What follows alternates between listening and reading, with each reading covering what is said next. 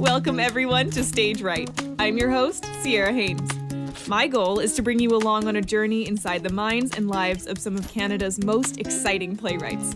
I've interviewed 5 playwrights that I've been curious to speak with, and now those playwrights are back and have picked other writers that they want to get curious with. Welcome to the Butterfly Effect. Whatever you're doing, we've got a story for you. This is Stage Right. I was doing my best just to keep up with my guests this week. I'm lucky to have back Christine Quintana, and she's looking forward to sharing her friend and inspiration, Donna-Michelle St. Being part of this conversation was so insightful, humorous, and a definite call to action. These two really made me think and grow. Donna-Michelle St. aka Belladonna the Blest, is an emcee, playwright, and arts administrator. She is the artistic director of her own theatre company, New Harlem Productions. Donna-Michelle has been a playwright in residence at Obsidian Theatre Company, Dynamo Theatre, and the National Arts Centre, a participant in the Stratford Festival Playwrights Retreat, and the Banff Centre's 2014 Playwrights Colony. I'd like to end her bio with a Twitter quote of her own. Do not become brutal in order to survive the brutality you should resist. We talk community engagement and outreach, pluriversal storytelling, and why she's found it critical to beat her stage fright to get in front of an audience. Let's jump in.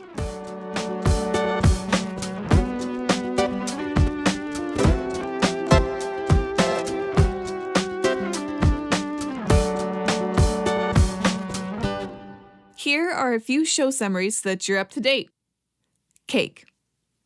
Oba, a middle-aged businessman, is torn between his pride and dignity. He's obsessed with making deals in unidentified substances to stay afloat. A powerful client named Araf arrives, interested in Oba's business, but also his fierce inherited servant Femi. Oba's young progeny Mabo is hungry and desperate, but still driven by his skills and sympathetic to the needs of others. In this stark and poetic musing on the nature and poisons of survival, Cake humanizes the dynamic between Niger and Iran and their clandestine trade in uranium, presenting a dark and critical look at oppression, consumerism, and what happens when all of our resources are dried up. Sound of the Beast. Through spoken word, storytelling, and hip-hop, acclaimed wordsmith Donna-Michelle St. illuminates racial discrimination, the suppression of expression, and the trials of activism. Her experience as a Canadian MC is woven through the allusion to Tunisian MC Weld L15's unjust imprisonment for rhymes against a regime. This story creates a space to reflect on how we are connected to the systems that oppress us and how we can empower each other to rise up. The Only Good Indian. The Only Good Indian is part lecture, part meditation, and part threat, or maybe a sacrifice. Each incarnation of The Only Good Indian recruits a new artist to step into the radical headspace of a suicide bomber. In turn, each performer straps themselves into a suicide vest and struggles to rationalize to the audience such an irrational decision.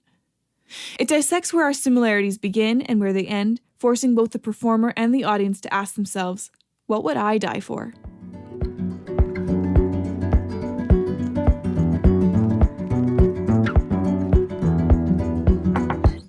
So today we're sitting down with Christine Quintana and Donna-Michelle St. I'm so lucky to have both of you in this conversation. And Christine, thanks for coming back and inviting Donna-Michelle. Oh my God. This is my so pleasure. exciting. I'm thrilled. Same. A little bit of a compliment hour. Christine, why Donna-Michelle? Oh, I mean, look, I was going to open with that, so I'm glad you just snuck it in.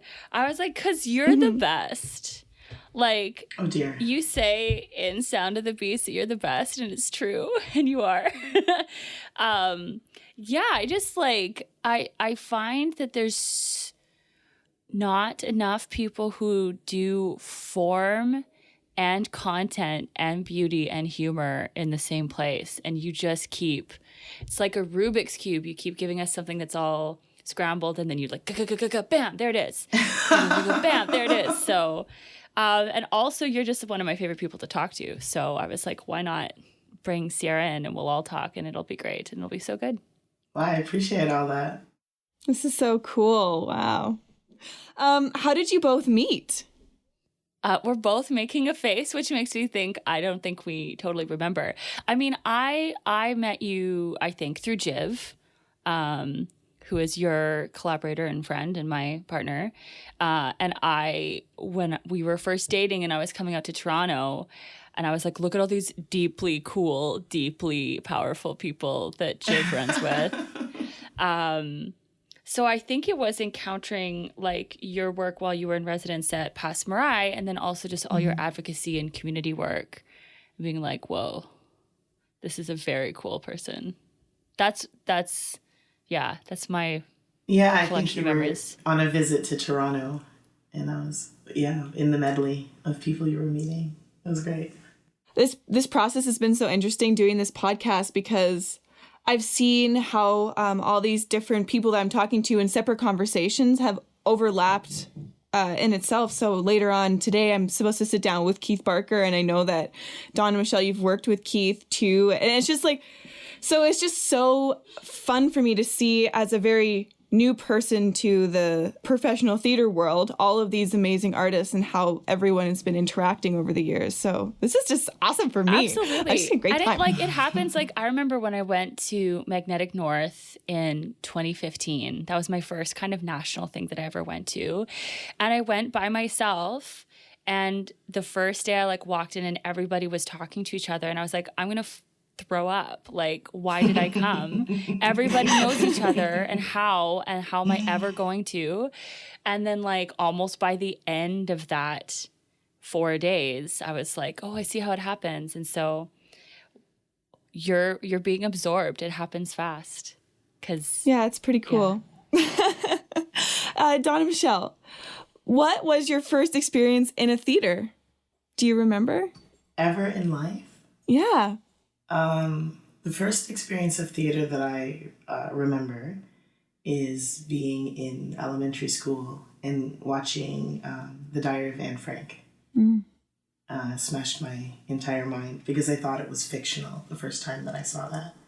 And I was like upset with it. And I was like, you can't make up a story like that and tell it to children. That doesn't make sense.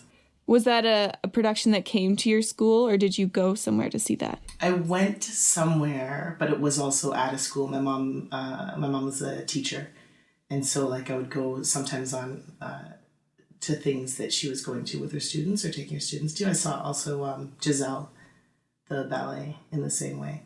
And when I think back on it, I'm like, oh, I am the kind of person whose mom took her to the ballet. I did not think that about myself. And it's true. What made you realize that you wanted to continue in theater? Did you have a moment or a show or? Oh, everything about Native Earth made me want to be in theater.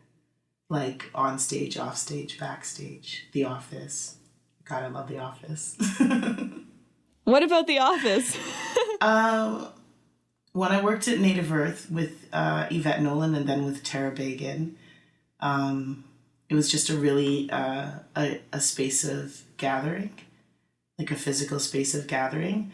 Like the way that Christine, the way that you described Meg North, made me think about sort of all the great gatherings that there used to be annually, where you could count on like running into people or seeing work that wasn't coming to where you were and that kind of thing. And Native Earth was is still the kind of place where a lot of people come for like resources, connections, advice to make work, to promote work. Like it's just such a hub.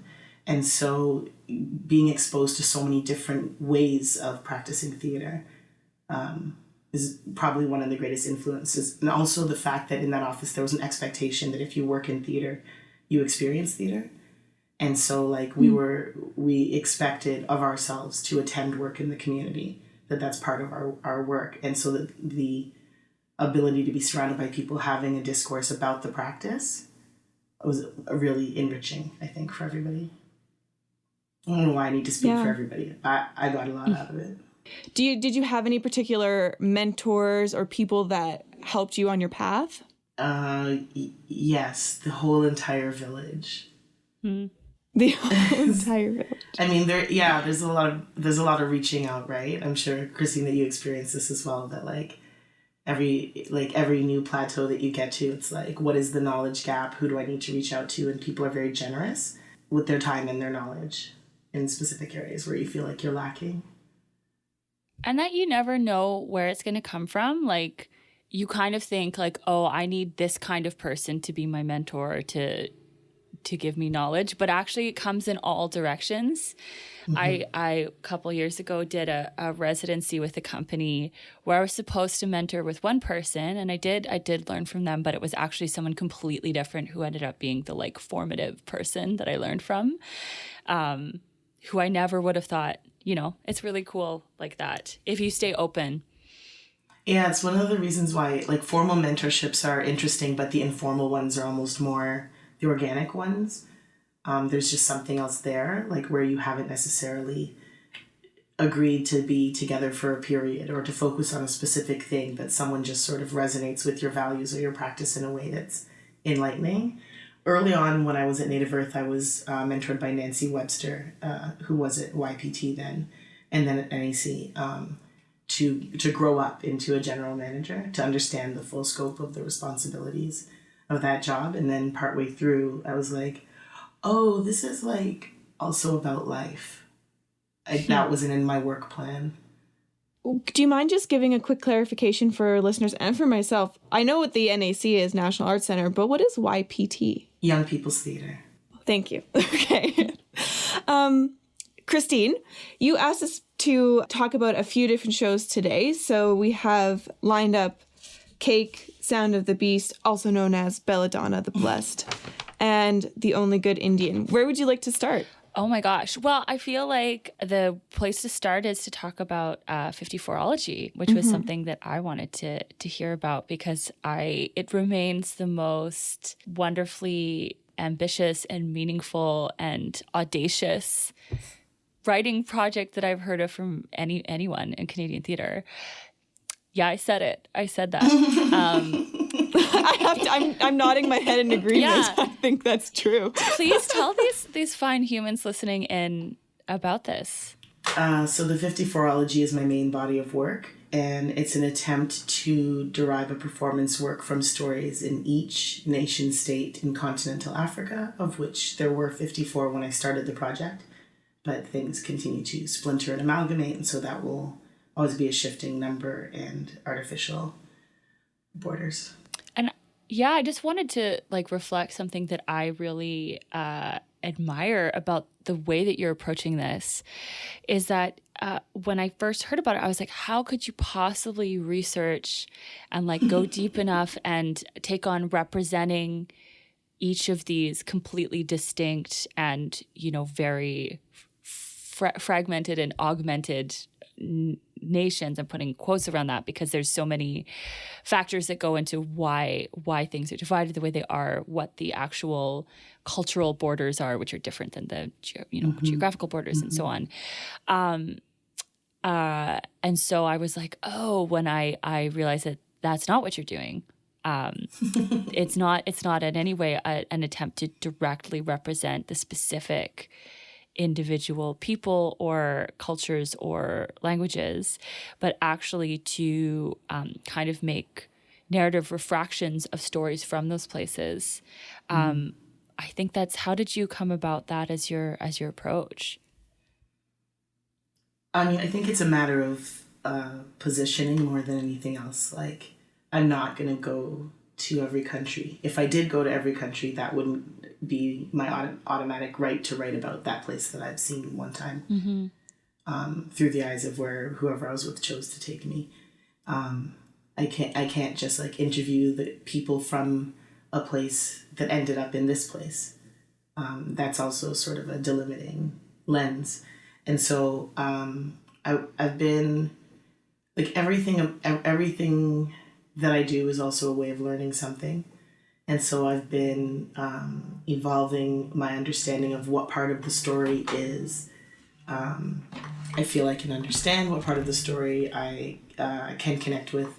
And I guess the distinction between writing a play about Burundi and writing a play inspired by a story from Burundi, focusing on the human dynamic. So in general, my interest is, I'm interested in giant things that I can't do anything about, like international trade. But ultimately what I'm interested in is how deals between nations affects like the kitchen table, this family, this block. And so that's sort of what I'm more trying to look at in a way that resonates beyond that specific context of that culture or that nation. And so I think that part of what I'm always trying to do is figure out how to be clear about my positioning, that I'm not writing about this place and these people, or I'm not speaking for this place and these people. But yeah, taking some element of the story and using that as a catalyst to speak about that aspect. Yeah. That phenomenon. The way that like abstraction can lead back to specificity and resonance and connection. I think that's just brilliant. Yeah, and so cake is part of 54ology. Yeah, I saw that in the production notes, I was reading them, that it got a production in Uganda.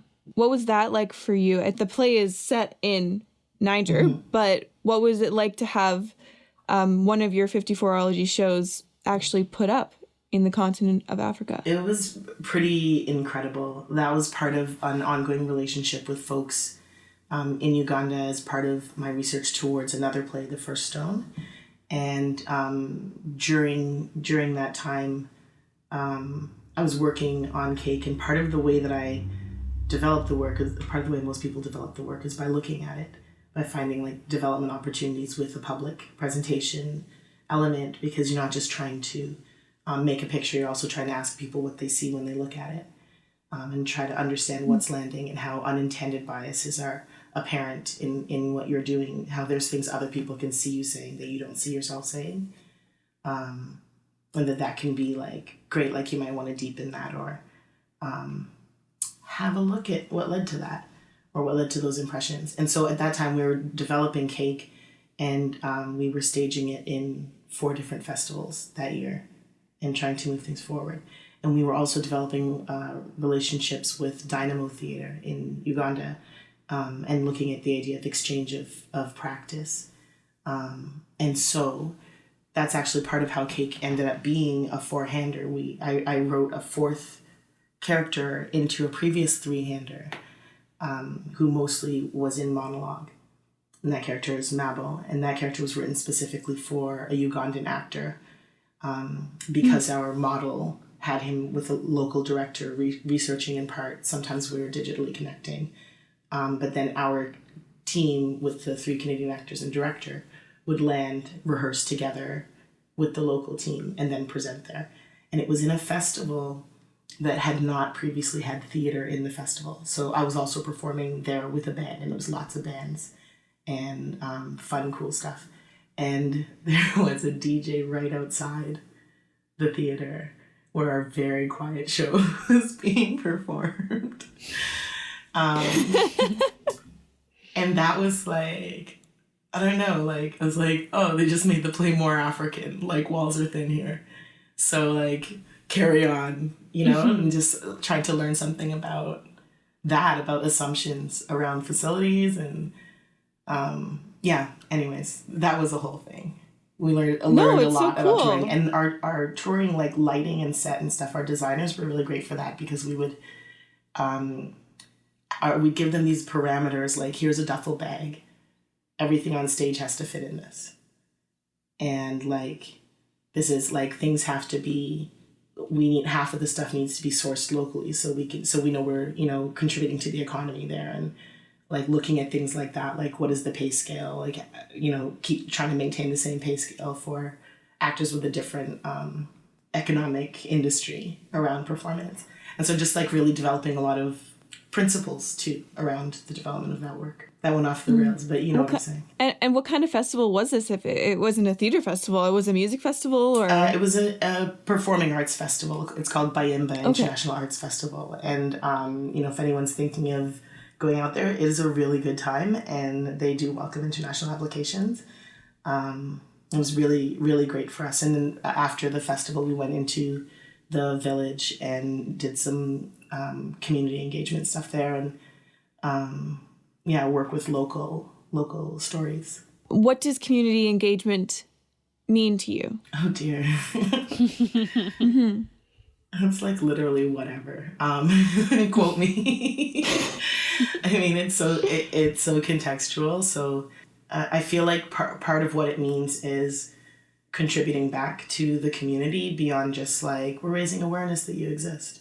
I think it means being present enough to hear what might be needed there or what might be valuable, and then bringing your skills to bear on that thing. So when we were in the first or second time we were in Gulu, we did grant writing workshops with folks who were doing local initiatives.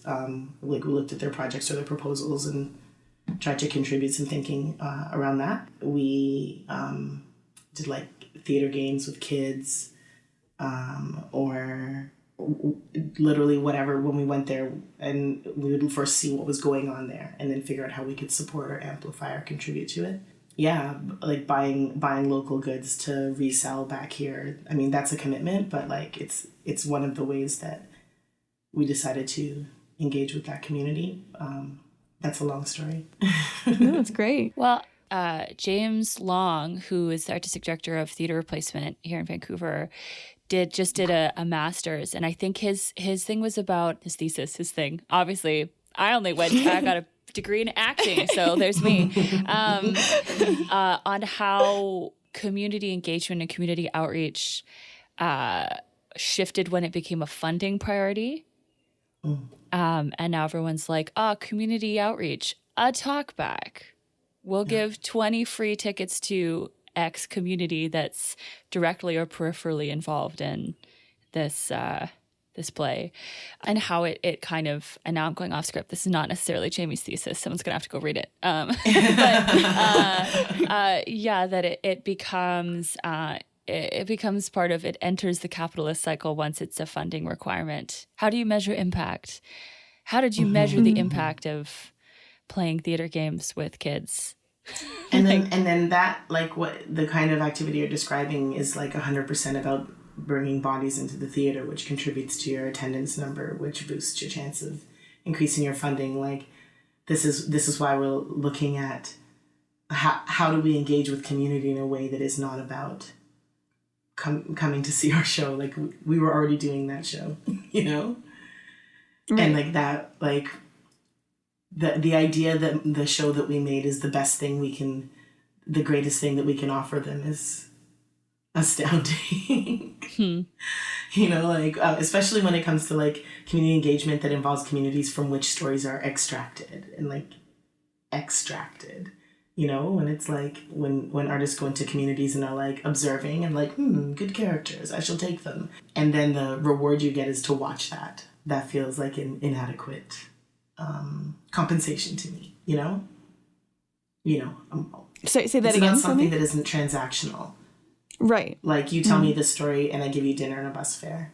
That's good. That's a good practice. Right. But, like, that's that exchange. And then what else is there? Yeah, like, even beyond reciprocity is relationship. Yeah. And how... You're efficient. Yeah. Well, I mean, no, I'm not. I just think about this a lot. Just boiled it down. I mean, that's also, you know, a lot of what Indigenous theater communities like Native Earth, like that's kind of language and thinking that has been clarified by those artists, that then you try to take back into companies that operate in a totally different way, that are transactional by nature, as in you buy a ticket, you get a show, you pay extra, you get a glass of wine. You give us $50, you get a tax receipt, which is, you know, I feel like you have a chart. Important. Hey, it's important, but also really interesting to look for the things that trap us in that cycle, including funding bodies, including our superstructures like societies and charities and blah, blah, blah. When in fact, like, yeah, the best community outreach, in quotations, sometimes is like having a cigarette in the alley with the guy who's been looking at the poster for 2 weeks and talking to him, and you're like, this is it. This doesn't go in a final report, but this is what it is. Yeah. Kind of reminds me of your caroling, Christine. Yeah. Yeah, the Quarantets project, very much that. Like that's a profoundly, I think, unfundable project in a lot of ways because there's like nothing to show for it but neighbors that wave at me now when I walk past their place because they remember that time that I showed up in bunny ears and sang on their porch. What is that? It sounds memorable. It was memorable. And then what was it like? Okay, back to Cake. What was it like then bringing it back to Toronto? Because I saw the production. What was that? Must have been, which one came first? Toronto was the end of that play's journey. Mm-hmm. We had, I think, learned a lot about what it means to different people, like how it lands in different settings. That was part of it in Uganda as well, speaking to audiences about it. Like there was like a 10-year-old kid who was like, that was good, I like that. And Claire was like, what? Tell us all about it. What happened? And had this kid tell us back the play that they just watched. And so we took something from that. I think that was really useful about what translates across context, like cultural and political and economic. And about the relationship between the stories and the dialogue. I think that's maybe one of the hardest things in that play is that repetitive story, the story that recurs with 3 different endings, I guess, and working through how the connection between that and the dialogue scenes can be manifested. Was something that really grew from that work. When you start writing, or when you started writing, what brought you to writing? Because in a conversation that I had with Marcia Johnson just the other day, she explained to me that she began writing because she could never find herself on stage, and it became a necessity. So what brought you to writing? I think because as you've been experiencing for some minutes now, I talk in a not really direct or linear way sometimes. I talk in the shape of my brain. And I think I have found, like, hip-hop is my primary form because that is where I feel that I'm able to be the clearest. That is where I feel that everything that I'm trying to say is being heard.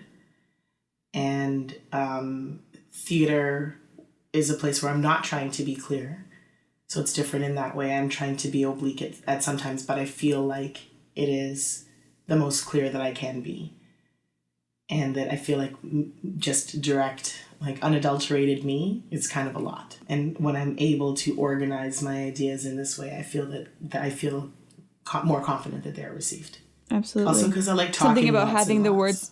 So it's nice to have them all organized down on the page. Yeah. It's nice to have someone just like nod at them. Right. Yeah, Christine, were you want to say something? No, I was just taking it in. No, okay, great. I love it. So, Sound of the Beast, also known as Belladonna the Blest. That's actually my AKA. That I know it is. I was actually going to ask where did that name come from, and was there a story there? Is there something? I mean, of course there is. The short version is that my name is Donna, and that Belladonna has dual properties as something that can heal and that can poison, and that it's one of its healing properties is increased vision, and I want that. Mm-hmm. It seems like a very personal show. Mm-hmm. I mean, is that show meant to be put on by any other performer other than yourself? I would like to see it performed by someone other than myself. I would like to meet the performer that would embrace that performance. I might have. I'm looking around. I think that Jiv and I might have as well. So we'll have to take this offline and talk about it. Wow. Oh, there's going to be an offline conversation. Oh my everybody. goodness.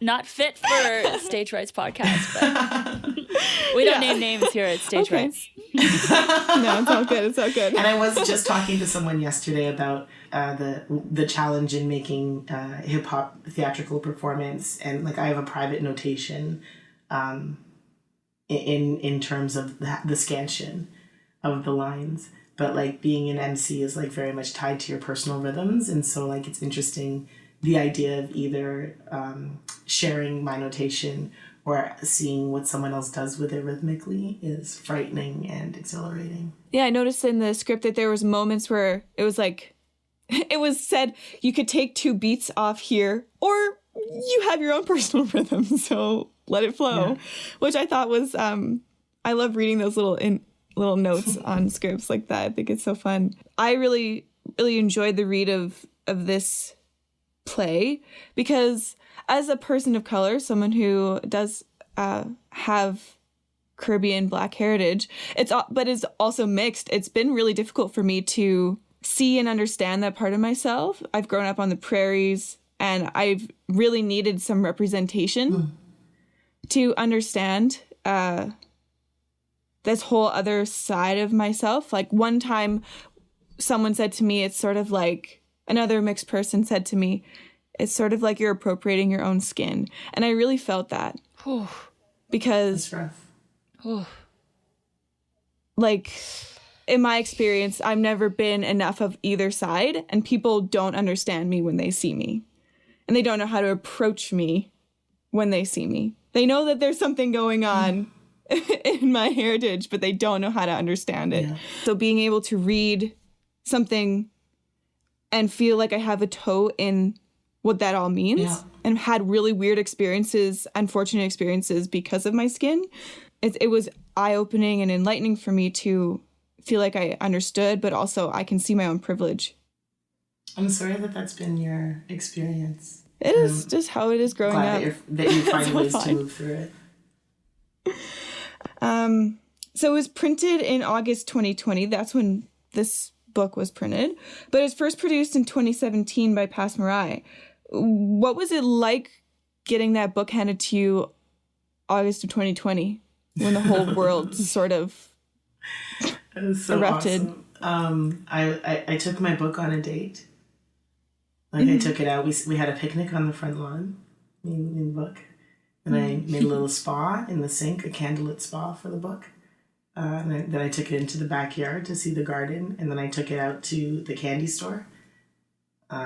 Made them look at it. And and then I was just like, kind of had it stuck to my hand for a little while. It was pretty unbelievable that it became a thing. A lot of the work that turns out the best is honestly and truly done for spite. And it's done for its own very excellent, good and righteous reasons. But the things that are often pushed forward the fastest are the things that someone told me not to do. Like, don't do it because it's incorrect. Don't waste your time. No one will ever want it.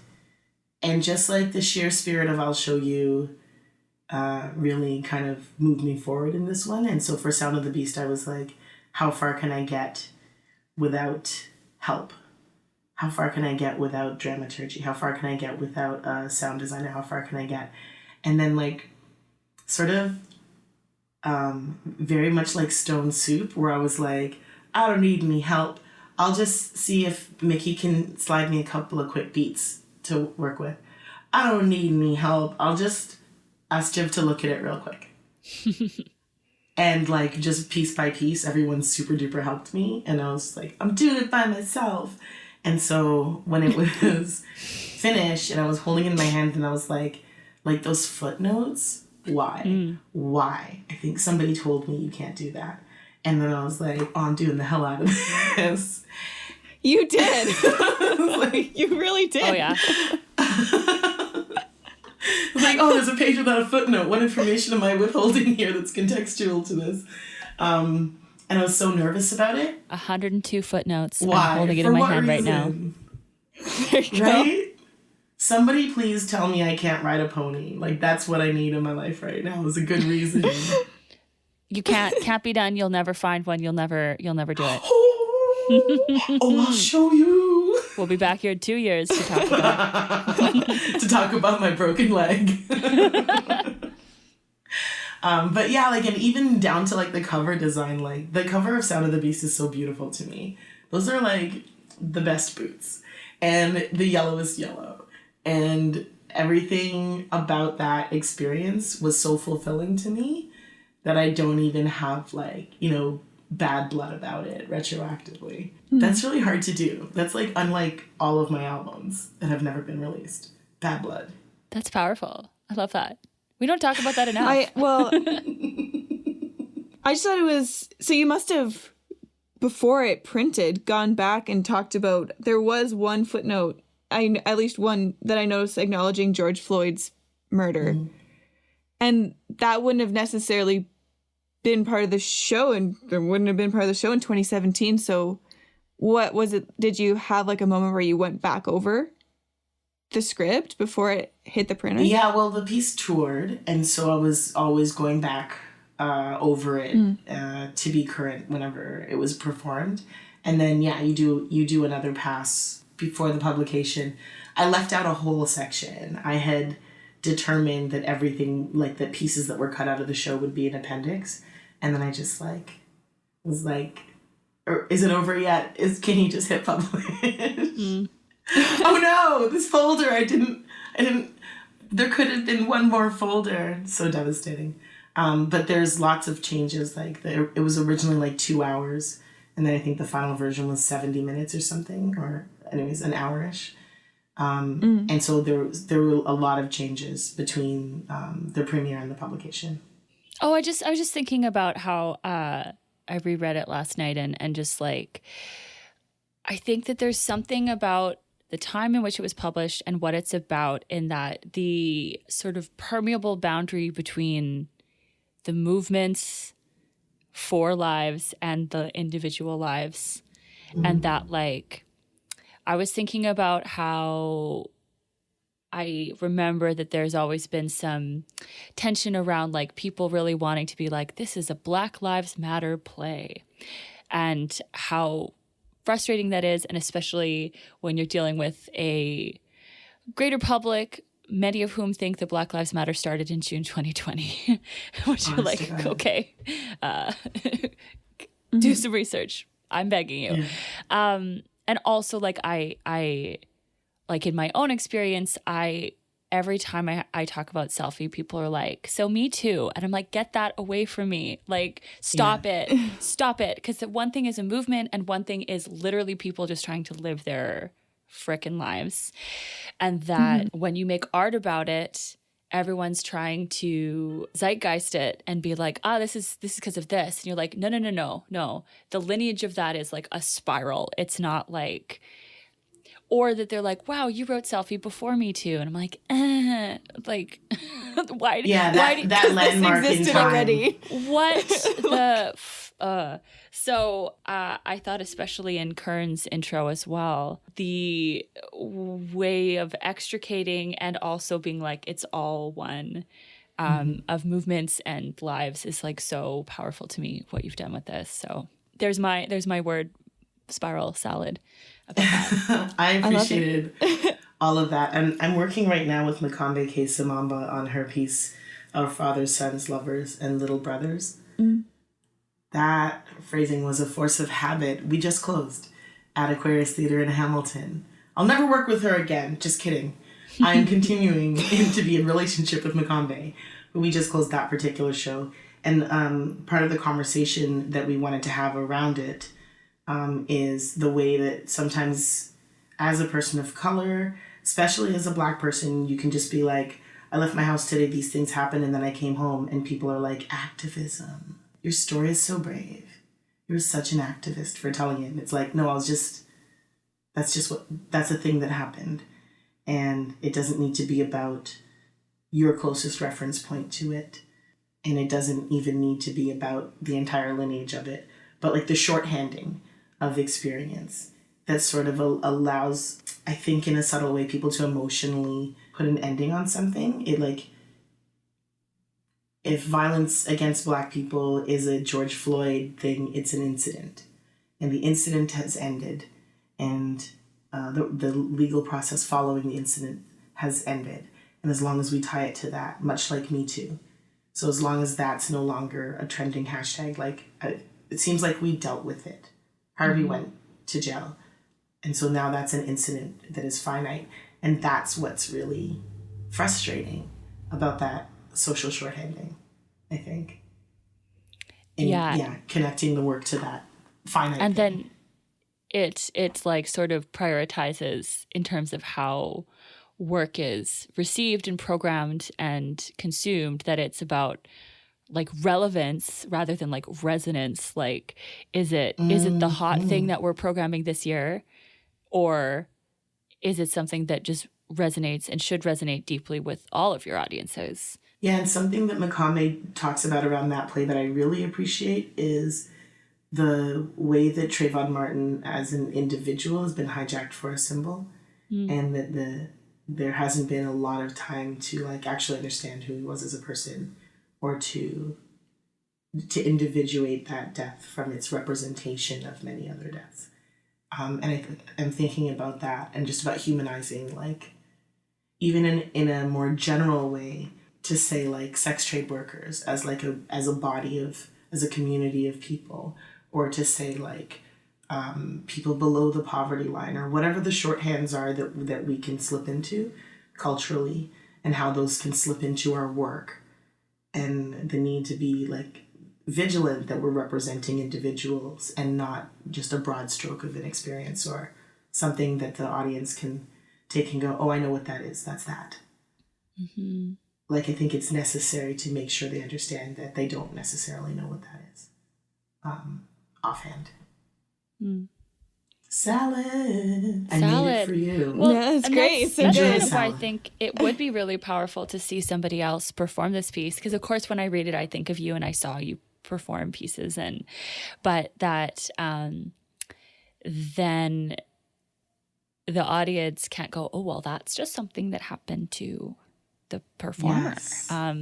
That you're like, oh, there is both a collective experience and many, sort of sliver thin differentiates of like individual experience that are cumulative. And that's what it feels to me, how I receive this, that you're getting at.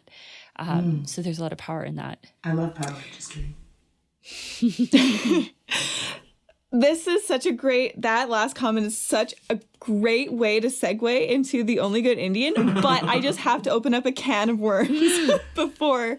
So, of course, there is so much to read inside Sound of the Beast, but the section of Face the Line, there was a kind of a protest. You're talking about what it's like to go to a protest. But in the last 2 years, I've felt like protests have become kind of like muddled in my mind in a way that I don't like. Because I think now unfairly in my mind, I'm thinking of right-wing nationalists, white supremacists, powers, the Freedom Convoy, storming the Capitol. Like those protests are not the protests I want to see, and I feel frustrated and angry by them. But they're right at the front of my mind now. And I kind of felt like in your other section, Alien versus Predator, how you have the audience do kind of a word association.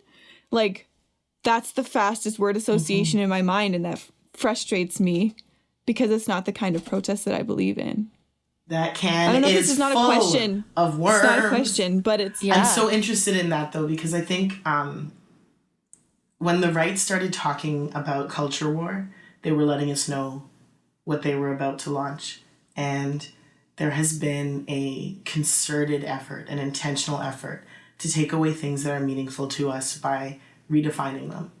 And so resist isn't appealing anymore, and a protest or a march isn't appealing anymore, because they looked at that and said, well, why can't we have that? And then they had it. Then they co-opted symbols. But none of it has been unintentional. We're being alienated from our own movements by other movements cosplaying as our movements. They've made things dirty that were meaningful to us. And I mourn that. I think that's, it's connected to their whole like self-victimization. They're like, look how popular it is when they like stand up for each other. That's such a good look. Let's try it on, like we used to try on Indian headdresses for Halloween. It's so dirty and it's so effective. Yeah, I was thinking this couple months ago. I have no sense of time. I was going to say this summer, then I realized it wasn't. But here in Vancouver, it was really incredible to see all of the farmers' protests and all of the trucks out honking, with the slogans, no farmers, no food. And that, that was part of reaching over here in Vancouver, one of the largest protests in human history.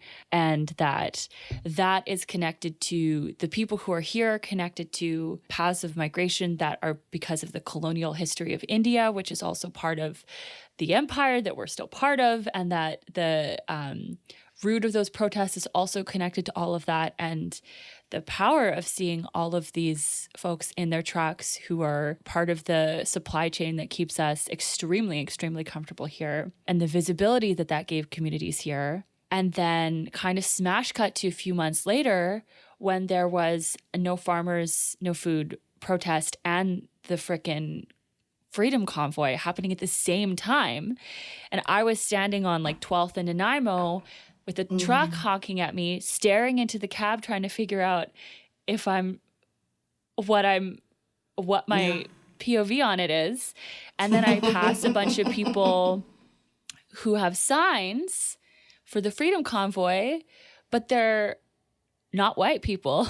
So you're going, all the binaries that we've been trying to hold, the algorithm has no context for this. As I'm staring into this truck, it's loud, there's honking everywhere. I'm angry at those people, but not very. And I was just I just wanted to go visit my mom and walk around a park. Oh. So it's just a absurd time to be alive.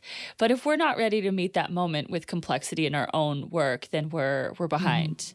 We're lost to the algorithm, Yeah, this also reminds me that pipeline protests didn't end. The headlines just did. And that there are so many ongoing struggles like that, and that sort of is, you're right, needs to be part of what we factor into our work, is not being driven by a corporate media narrative necessarily, or not being driven by, who's got enough money for the gas to drive for weeks?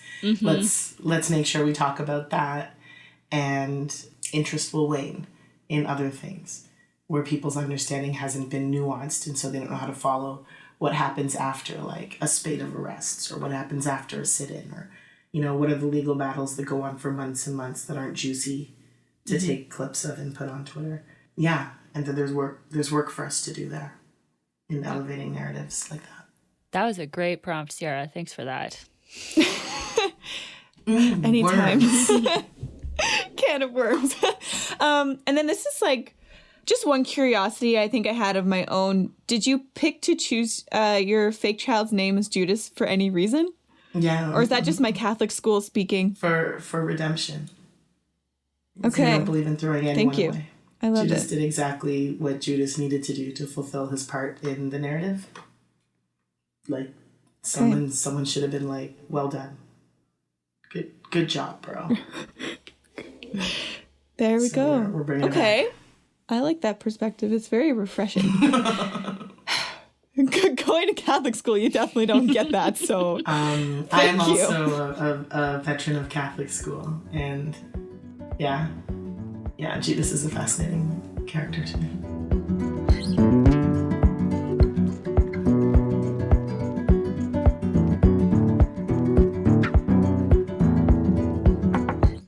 The Only Good Indian. We have a few minutes left. I'd love to talk about this one. How did the show begin? Okay, well, so the show is the brainchild of Pandemic Theatre, Jivesh Parasram and Tom Arthur Davis, and they were looking at pluriversal storytelling rather than the idea of trying to tell a single story that is universal. And if I say more about that, I'm going to botch it. So let me move forward. Well, you know what? I actually have from their website their little blurb about it. I could read that. Okay. Part lecture, part meditation, and part threat. The Only Good Indian takes a radical look at where our similarities begin and where they end. Each night, a different performer straps themselves into a suicide vest and struggles to rationalize to the audience such an irrational, in quotations, decision. Each incarnation of The Only Good Indian recruits a local artist to step into the radical headspace of a suicide bomber. That's That's the show. about the size of it. Yeah. Wow. Yeah, Okay. so I think it's a cool format because it's kind of like a Mad Libs high concept, highly political performance. Yes. In that there's like a given structure and then you fill in your own verbs, adjectives, nouns, person, places, and things to sort of ask you like what would you commit a radical act for that involves giving your life and probably taking other lives. Yeah, well said. And I've seen 4 versions of it now. And I was so thrilled to see this anthology because I feel like you have so much power when you make things in completely your own way with your own sovereignty as an artist. But what you did with this container was incredible, I thought. Thanks. Yeah, the process itself was, I talk about it all the time as a structure.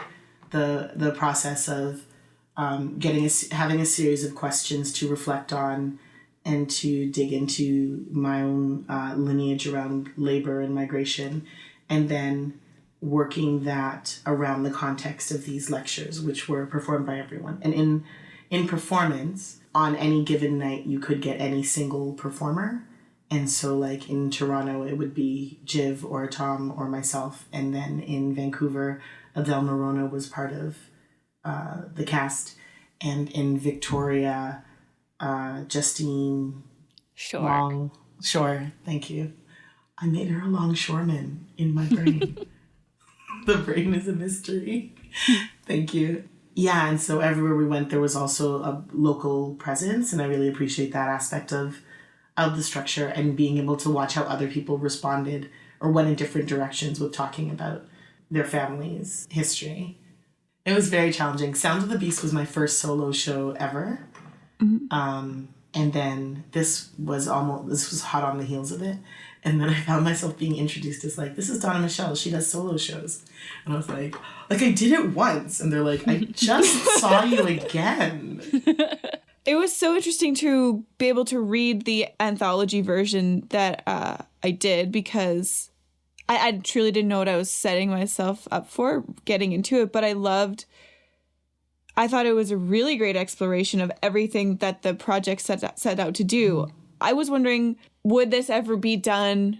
Probably not is what I'm getting because I've never seen the show. Would it ever be done 2 performers back to back? Like, so the audience could get a contrast right away? Or would you just have to come back night after night? I feel like that would be a lot. Yeah. Yeah, I do know people that came back night after night or, at least one night after one night. Yeah, it's a lot to take in. It's interesting because when y'all were developing it and I heard about it, I was like, that's cheeseball. You're telling me you're going to put on a prop, suicide vest, and make me think, yes, I'm under some credible threat. I was like, oh, okay. And then you get in the space and you feel sick. Like you just do, because it kind of plays on this really powerful tension of like the vest is fake, the stakes and the personal history and the global interconnected histories are real. And so the real dread is that nothing's going to happen here in this space, but it has happened and is happening. And so I think that if you saw 2 in a row, you'd just barf. I think. Fair enough. I was safely in my bed reading my phone with the script, so I was not in the space. Yeah, it's a whole other thing. It's I really appreciate that description of the audience experience. That's very astute about how it can still work, because you're making me also realize that you're watching someone work themselves up to where they could. Like, it makes you understand how someone could get to the point where they could. And that's really what everybody wants to know all the time, is why or how. Yeah. And I had my first reaction to the vest, or like the information that I would be putting on this vest during the performance, was like, but why would I do that? And they're like, good question. go. Go, that's the whole point. What? Like, but I don't want to end my life at all. And then, like, you know, during the piece, I'm like, I super do not want to end my life. That's not part of what I'm. So sometimes you just gotta do stuff. Scary project. How did you approach filling in all those blanks then? If it was so not what you wanted? Oh, with radical honesty. It's like, if that was my task, was how to get from where I am to where I needed to get to fulfill this narrative, and to do it with honesty, using information that is true to me, that connects with visceral things, that, you know, my understanding of my purpose in the world. Yeah, big and little things. So you really got to think about everything, because Christine's right too. Like, that was, so you got to get through one thing to say, like, and now I'm gonna go. You got to get to another place to say, and I'm taking these people with me who didn't decide to go. It's like just several barriers to get through. And if you're going to be honest about it, it's difficult. It's difficult to get there. Yeah. But also, my stage fright is so epic, and has been for all of my life. Like, I just want to puke, just the thought of it, of getting on a stage and saying stuff and people looking right at me. And so there's kind of something, my philosophy of performing is that if I'm going to get up there, it has to be for a reason that is greater than my comfort. Something that is more important to me than my personal comfort. So that despite the fact that I'm uncomfortable, I have no choice but to do this thing, because I feel like it's critical. And so taking that same philosophy into this piece, like, what would make me feel that this was critical, beyond whatever my reasons are why I don't want to do it, beyond the fact that I'm not suicidal, beyond the fact that I'm not a murderer. What would move me past those barriers? That's just that was a major thinking phase. Right there. That just makes so much sense. And I just feel like the thing that I feel always when I read things that you've written is just that sense of that critical urge, and that I'm just forever in awe of how you can find sort of elegance and humor in the most urgent possible things to talk about. And that it just makes sense that that's your approach, because I really feel it, and I feel like, yeah, you feel it as a listener and as a reader. So just grateful for that. Thanks for listening and reading, Christine. Before we leave this amazing conversation, Donna-Michelle, what's a piece of advice that you've carried with you everywhere?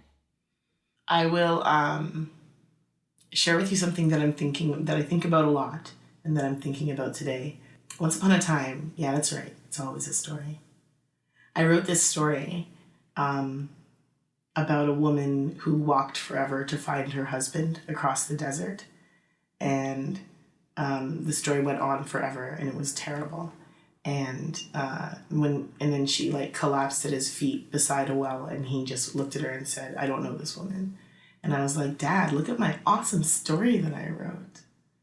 And my dad was like, "You can't make people exist just so you can do that to them. Do better." And that's a piece of advice that I carry with me. Ooh.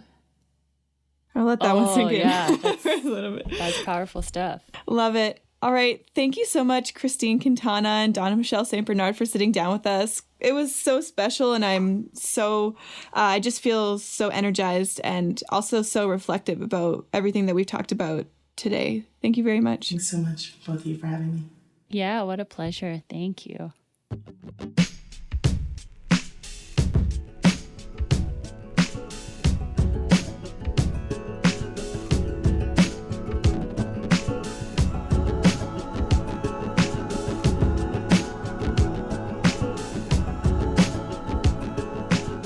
This episode, we sat down with playwrights Christine Quintana and Donna-Michelle St. Bernard.